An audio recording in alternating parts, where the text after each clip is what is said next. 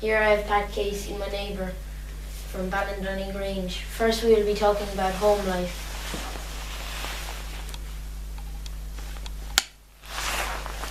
Could you tell me about your parents and family? Jack, yes I can.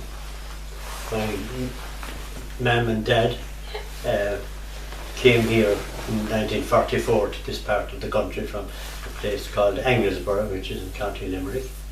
And my mum was a nurse, and my dad was an army captain. And in 1940 they were both retired from, they had early retirement in those days too. So when they got married, Mum gave up the nursing, and they bought this farm here and lived here then until I suppose my dad died in 1955 and my mum died in 1972. So I was very young when my dad died. I was only 10. What are your earliest memories of home life? But my memories would be, I suppose, the kitchen was the open fire. Everything revolved around that. We didn't have electricity. Electricity came later, came in around 1950. So everything was hinged around the kitchen and the open fire, and that's where the meals were prepared and where we sat at night and relaxed and prepared maybe meals for the following day.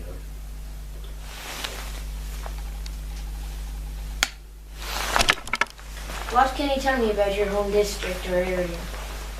The home district is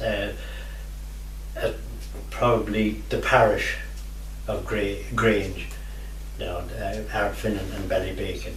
Now it's divided, well I won't say it's divided, but it's 3 separate entities. There used to be 6, but with the passage of time it came to 3, came back to 3. Grange originally would have been made up of Tullamelan, Derry and Derrygrath. That was, and with the passage of time then, and maybe the cost of maybe repairing churches in Tullamelan and Derrygrath, they decided to build a church in Grange and centralisation was important in those days too. So that's that's the geographical end of it. The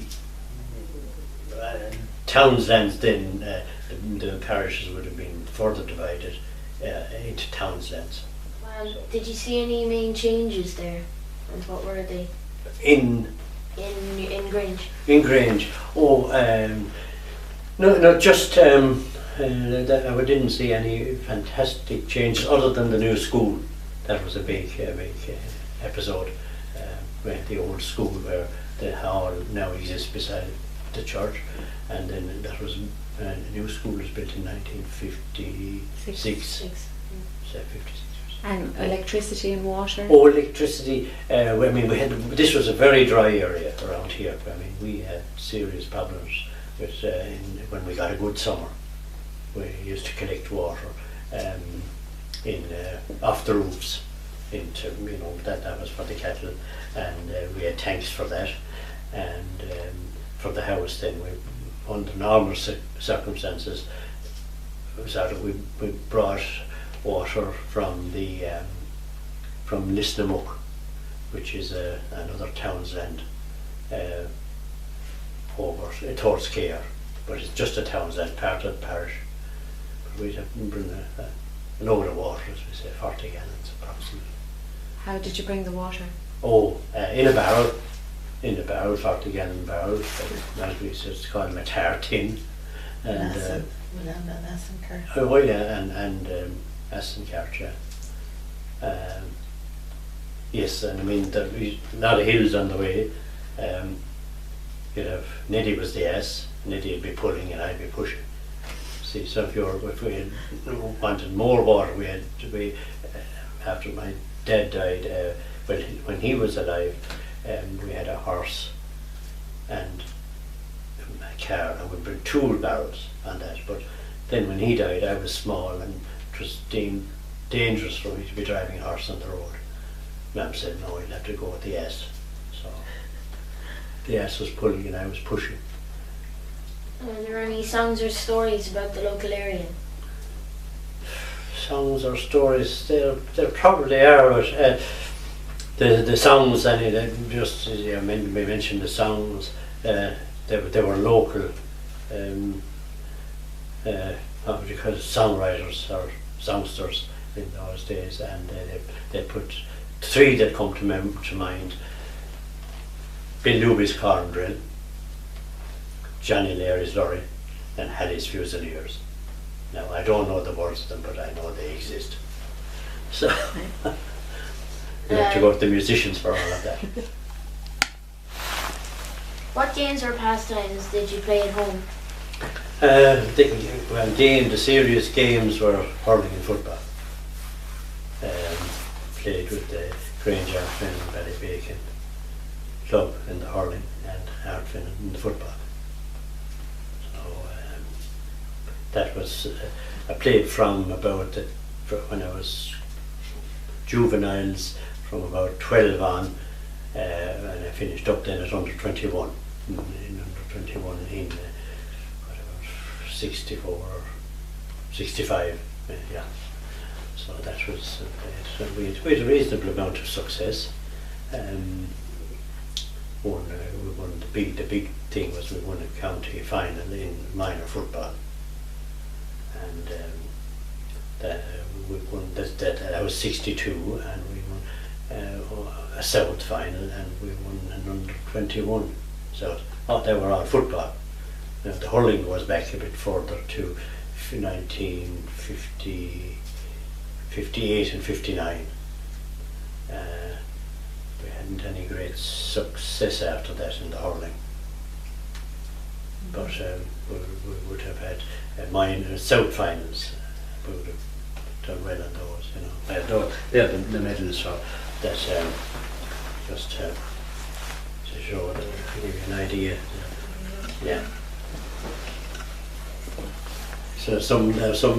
On part of that now, I know it's left or right, they're not the football medals, they're medals that just happen to be in that belonging to my mother.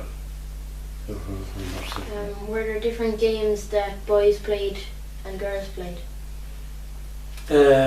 Yes, well that was, I suppose, most noticeable at National School, Grange School. The boys played the hurling and the football, and the girls played hopscotch. They had skipping ropes and things like that. So that was the girls. Were there any games that they played together? Not really, no, it would be too dangerous. Because someone could get hurt.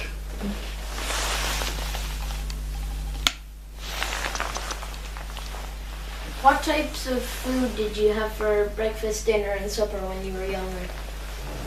Oh, when I was young, I suppose porridge was the big thing in those days.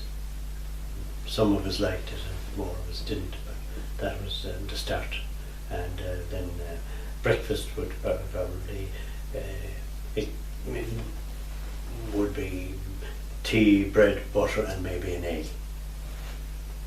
Now that could jam hadn't really been invented. Only what was made at home in those days.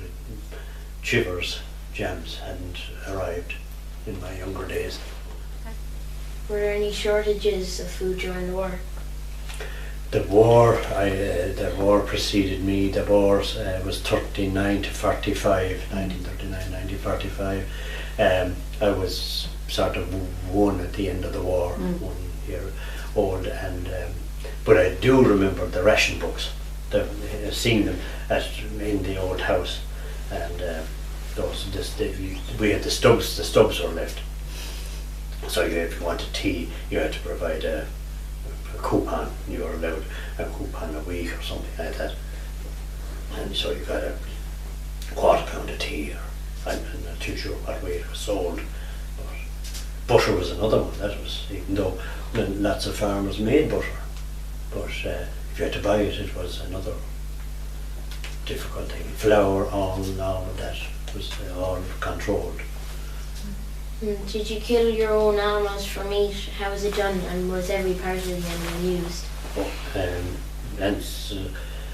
Answer to the last bit is yes, everything was used, but different. I mean, if it wasn't used to feed the humans, it was used to feed the domestic animals like the cats and the dogs and things like that.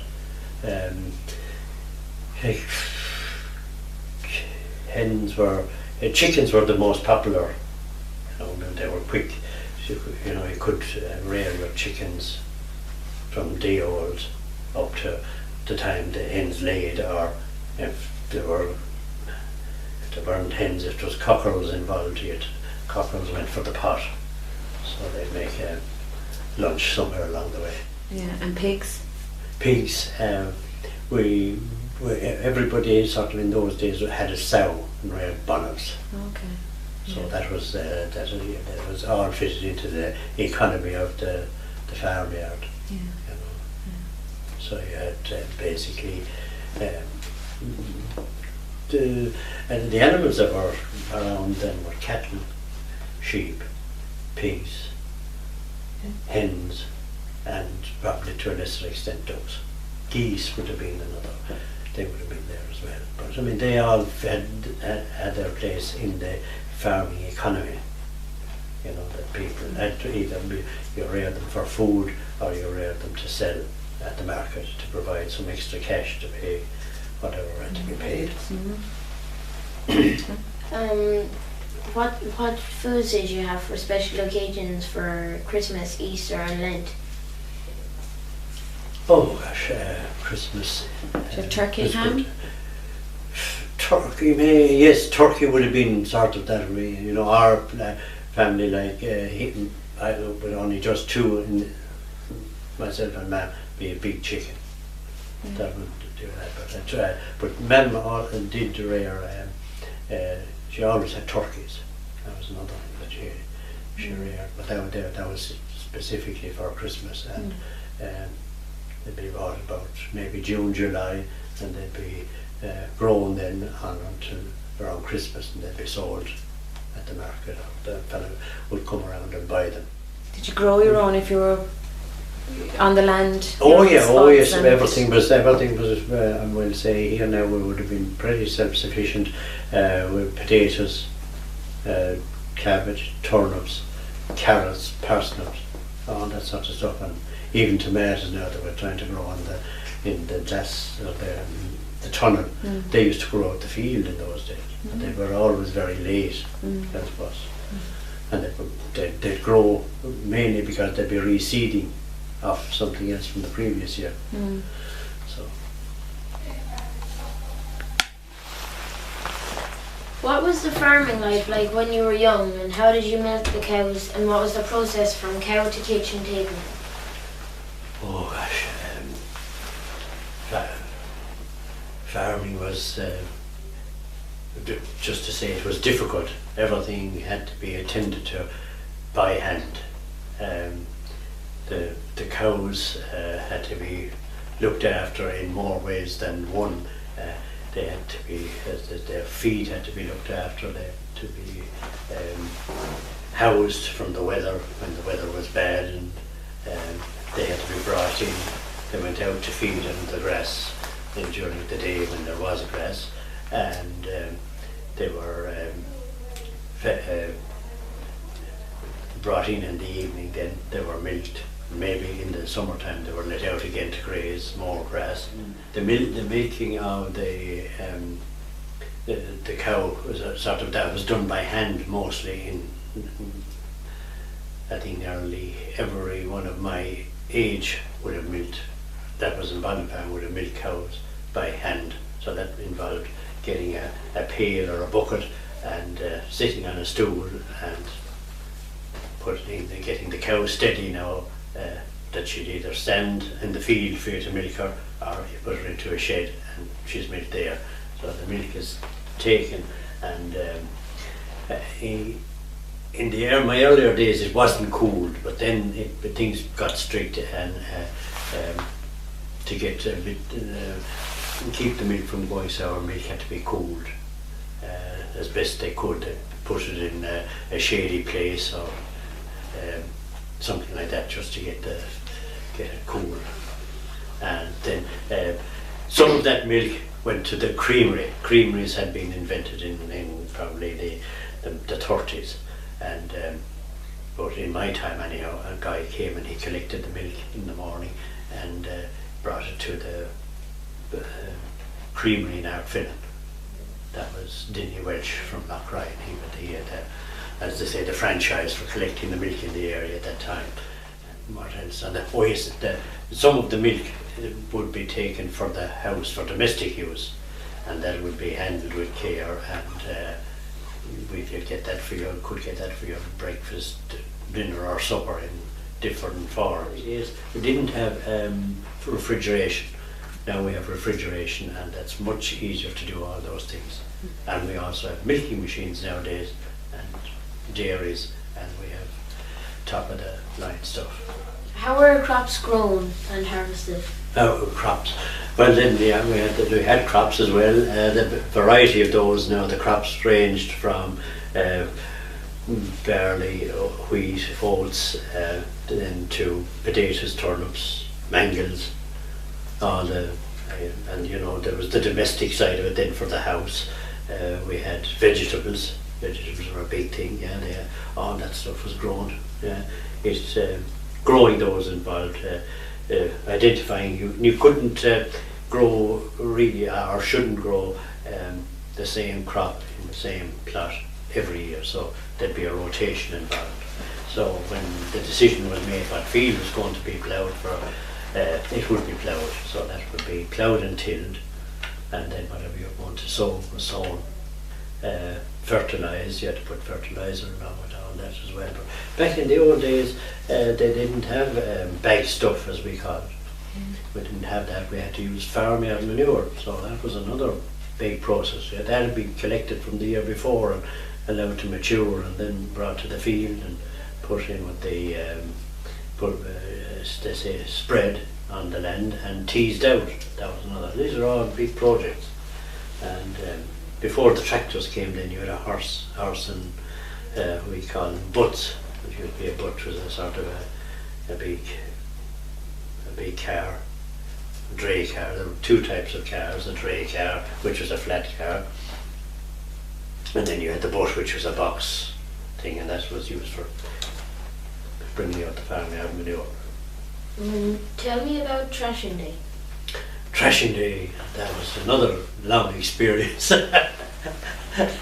Yeah, I remember a bit now, but not never. I wouldn't remember the full picture. I wouldn't be able to relate the full picture. But the process started with the cutting of the corn in the field, harvesting, and that was taking the corn was cut. And now, if you go back to my younger days, it had to be put together. It was cut, but it had to be put into sheaves, and the sheaves had to be bound, and then they were made into stooks. A stook would be where you get about 6 or 8 sheaves together, and the corn is allowed to dry a little more, and then it's brought to the what we call collected near the house, and where we would have the thrashing. Now thrashing could go for a half day or a full day, or if you really were big, 2 days. So that'd be serious stuff. And the thrashing then, very few people had thrashing machines. They were very few. So the contractors would have those machines, and they came to the farm. It was in rotation, and they maybe did their business. But that was all right. The machine was one thing, but the machine wouldn't work without the staff. You had help. You needed help. The neighbours came in to help, and they got there were different jobs associated with getting the thrasher machine in and positioned beside where the reeks of corn ware, and that would be the stooks converted into reeks in the yard. Sheaves onto the machine, and then you had to have fellas up on the drum cutting the whatever was tying the sheaves and dropping the full sheaves into the drum. Now that separation took place there between the grain and the chaff, and that's the thing I remember most, because I was a young fella. I was always put on the chaff. It was a dirty job, and if you were doing barley, it was terribly dirty because you'd be scratching forever. And in the evening time then, when it was all over, all the work was done? Well, they got fed in the middle of the gosh, there were shifts of feed, there was feed and drink. And who fed you? Where did you get your food? The food, the ladies came together and put the food, prepared the food and fed. Did you eat it in the field, or did you? Oh no, that was brought in for that. It was all brought in. Everyone brought in for that. That was part of the. Big preparation took place in the kitchen for that, because it was like a hurricane. Yeah. People just arrived in and gobbled up in our rooms, headed back out again. Yeah. Yeah. What are the biggest changes you've seen from then to the present day? Well, the technology has come into play. We've got plentiful tractors are plentiful. The original thrashing machine was pulled by a steam engine and operated by a steam engine. Now diesel came into, TVO came into play, and you had the Force and Major tractors, all that. Then you had the binder. I suppose the reaper and binder was a great machine. That was a great help. It fitted into the system. But then the big change was the combine harvester. That was a big change. And the modern tractors that we know now, there are plenty of them, and they're endless power. Where were the local fairs held? The local fairs were held, one in Cahir, one in Clonmel. That's in my time. But before my time, you had a winter fair in Clogheen and Ballyporeen, so they were the extras. What was a jobber? Jobber was a guy, he was a dealing man that he made his living by buying and selling and taking a little percentage for himself. How were animals and produce brought to the fair? Brought to the fair.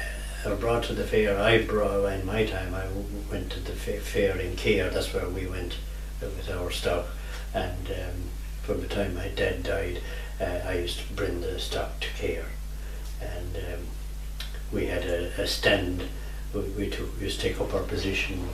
I used to take up position outside Bowles. Do you remember Bowles' shop? There beside the bank.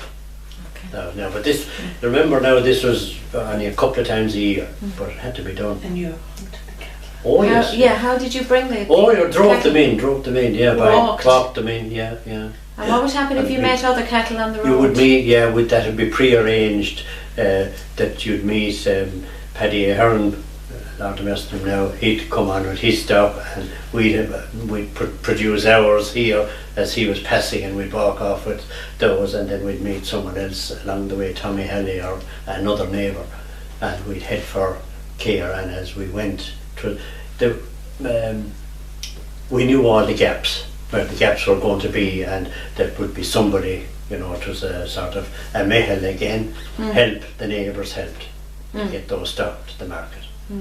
And brought them in, and then we steadied them up they'd be tired when they'd get to Cahir, so they wouldn't be jumping around the place. So they were, as they say, if we parked at Bowles, they would stay there until we sold them.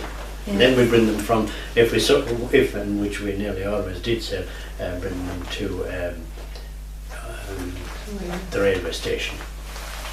but they were loaded then over by where St. Joseph's School used to be, the secondary school. There was a run up there to the railway station. That's where they were loaded, and they headed for Dublin then, or wherever they were going.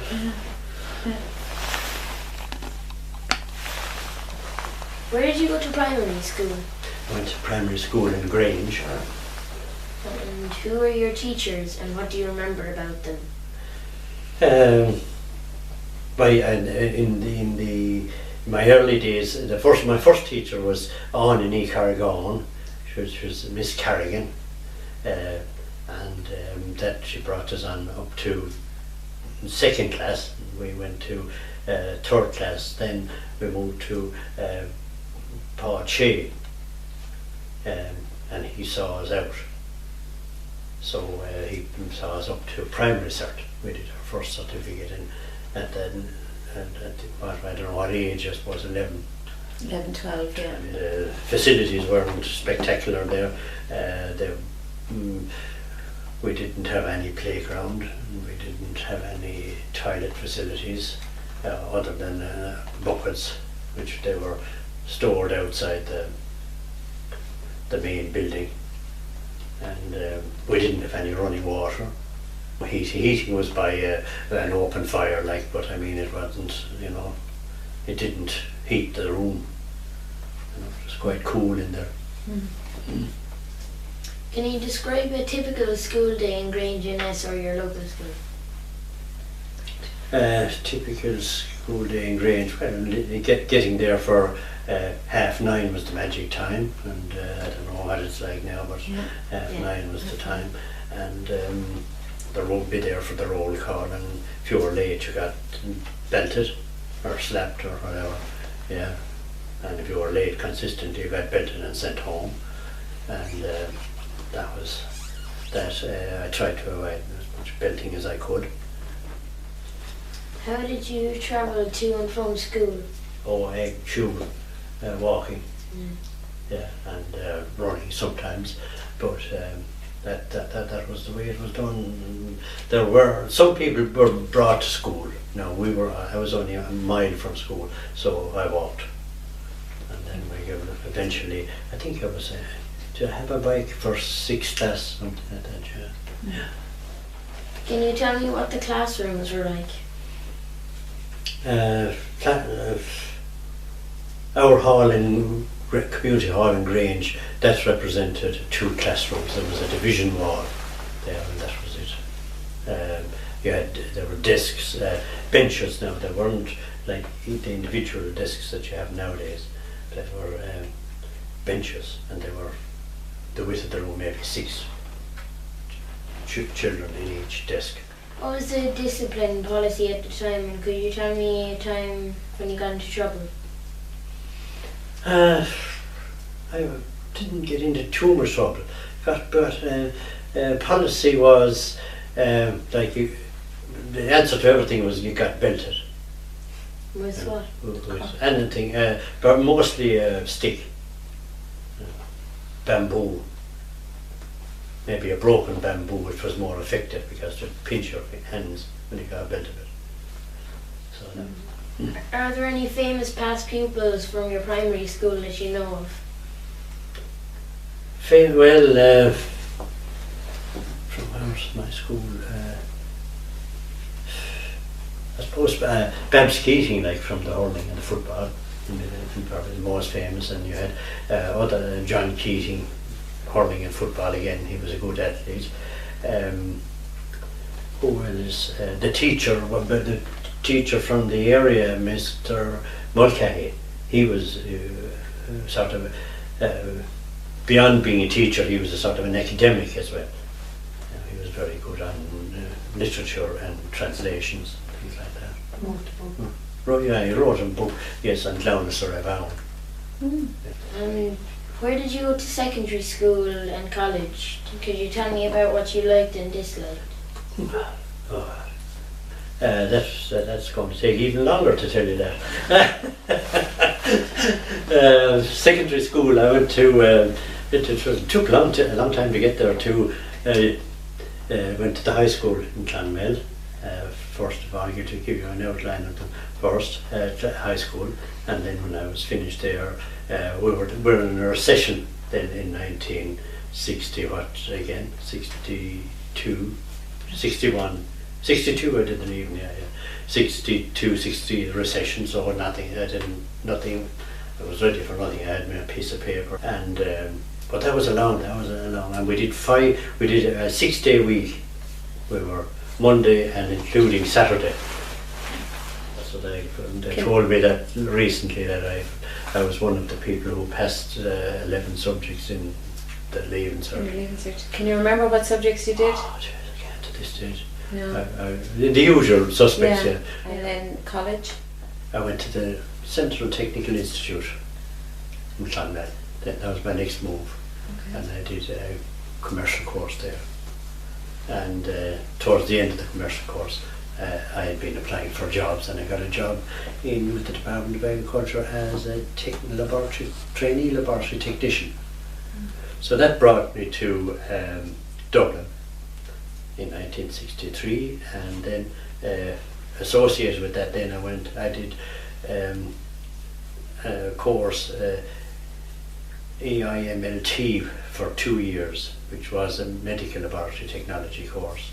Now I didn't finish it because I went to do, that was Kevin Street, and I went to UCD then after that, and saw my time out there from 60. I was 21 when I started that. And, doing veterinary.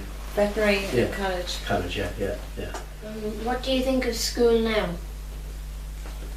Nowadays, well, it appears to be much easier and much nicer, and there are better facilities everywhere.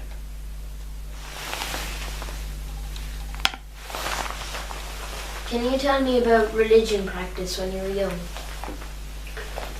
Religion, when I was young, was a very important part of everyday life. It started in the morning when I woke, said a prayer or two, and then we carried through the day, and before we went to bed at night, we said the rosary, and that was an episode that just couldn't be left out. It was just part of living at that particular time in our church. Could you tell me about your communion day and confirmation day? Good day, long day, started early, finished early. We didn't do, it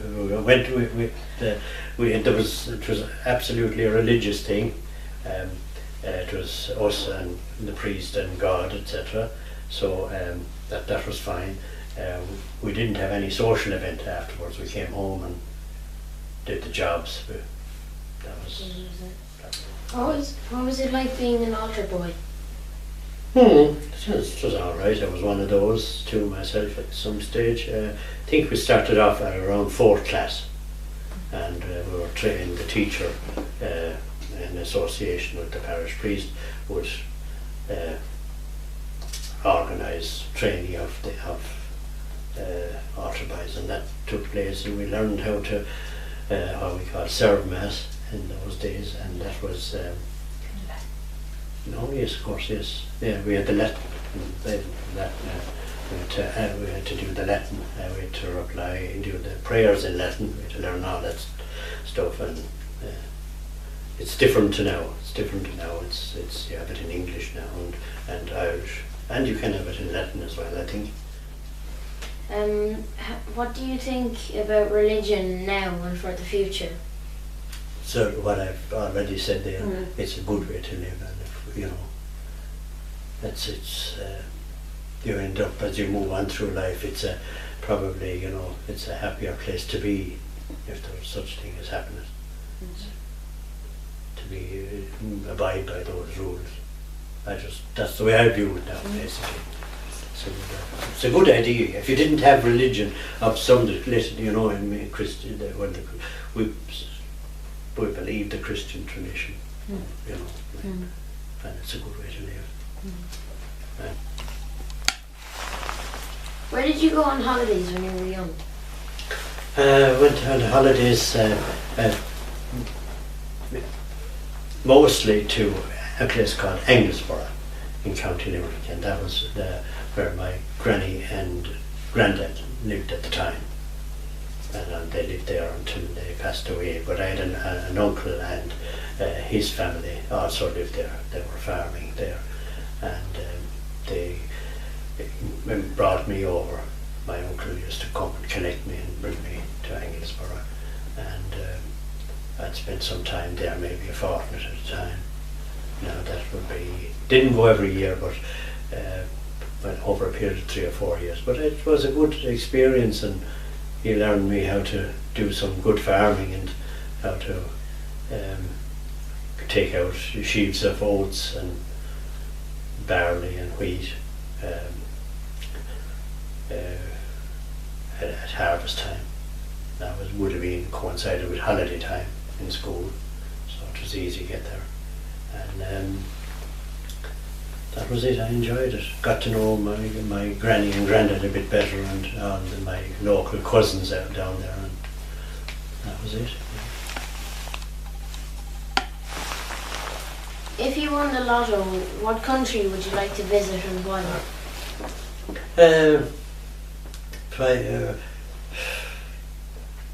That's a serious question. I really feel that travel wouldn't come into it. I don't feel the necessity or the urge to travel that much more. I feel from a lotto point of view that I have won the lotto. My life has been so good, and I've been so lucky, and I've such a, as I say, a good family. I've been surrounded by so many good people, both family and neighbours, and all that goes with it. I feel deeply about that, to the extent that I would scarcely buy a ticket. Thank you very much for doing this interview with us as part of the Digital Recollections project organised by Internet Era. We have really enjoyed talking to you and have learned a lot about times in the past.